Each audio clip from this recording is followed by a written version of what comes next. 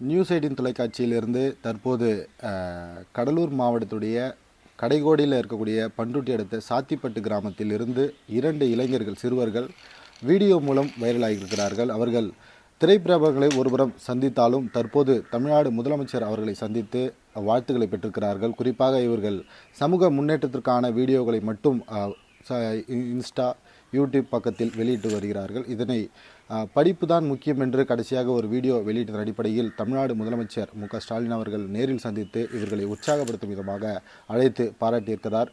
அவர்களோடு தான் நாம் இருக்கிறோம். அவருடைய கேட்போம். அதாவது நேற்று போய் முதலமைச்சரை சந்திச்சிங்க, என்ன சொன்னார்? அவர்கிட்ட நீங்கள் என்ன வாழ்த்துக்கள் பெற்றீங்க? அவர் நல்லா படிக்க சொன்னார். இந்த வீடியோவில் மட்டும் இருக்காதீங்க, நல்லா படிங்க, படித்தாதான் வாழ்க்கையில் முன்னேற முடியும், படித்து நல்லா அப்பா அம்மாலாம் பார்த்துங்க அப்படின்னு சொன்னார். அதுக்கப்புறம் லாஸ்ட்டில் நீ கலெக்டர் ஆக போகிற, நீ போலீஸ் ஆக போகிறேன்னு சொன்னீங்க.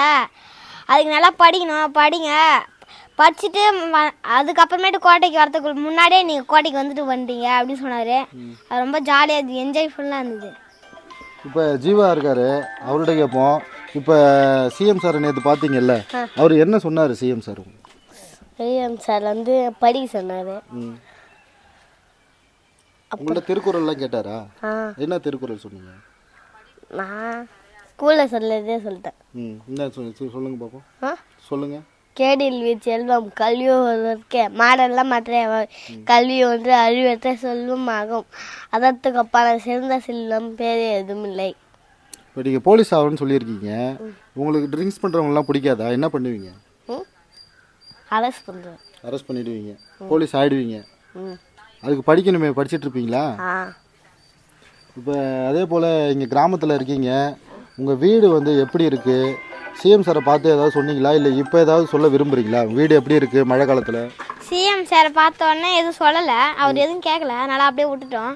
இப்போ வீடு நல்லா தண்ணி வந்த உடனே மழை வந்தோடனே லேசாக தூரில் போட்டாலே ஒழுவ ஆரம்பிச்சிடும். குண்டானை வச்சு பிடிச்சிட்டு இருப்போம், தண்ணியிலே தான் தூங்குவோம். வீட்டில் ஒரே ஒரு கட்டில் தான், அதுவும் பிஞ்சு இதாகிடுச்சு, இப்போ தான் ரெடி பண்ணோம். அதில் மட்டும்தான் நாங்கள் படுத்துட்டு இருப்போம். இப்போது கொஞ்ச நாள் மழை வரல, வெயில் சீசனு, அதனால் இருக்கோம். எப்படியே வீடை சரி பண்ணணும், அதுக்கு யாராவது உதவி செஞ்சு நல்லாயிருக்கும்.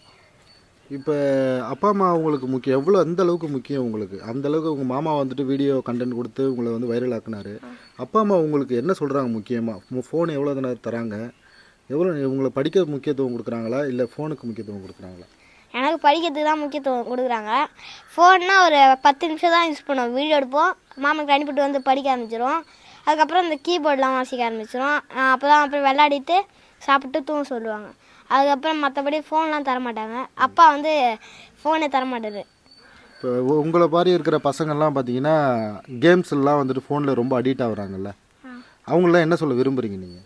அவங்களாம் கேம்ஸ்லாம் விளையாட வேணாம். இந்த ஃப்ரீ ஃபயர் பப்ஜிலாம் இருக்குது, அதெல்லாம் விளையாடினீங்கன்னா காசு தான் வேஸ்ட் ஆகும்.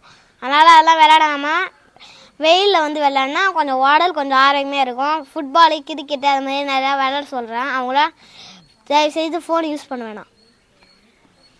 இவர்கள் சிறுவர்களாக இருந்தாலும் ஆனால் மோட்டிவேஷன் வீடியோ மட்டும்தான் வெளியிடுவார்கள். தற்போது இவர்கள் பிரபலமாவதற்கு இவர்கள் தாய் தந்தையர் காரணமாக இருந்தாலும் 10 நிமிடம் மட்டுமே தான் மொபைல் அலோட் செய்கிறார்கள். குறிப்பாக அனைத்து பெற்றோர்களும் குழந்தைகளுக்கு மொபைல்களை கொடுக்க வேண்டாம் என்று இந்த சிறுவர்களே தற்போது தெரிவிக்கிறார்கள்.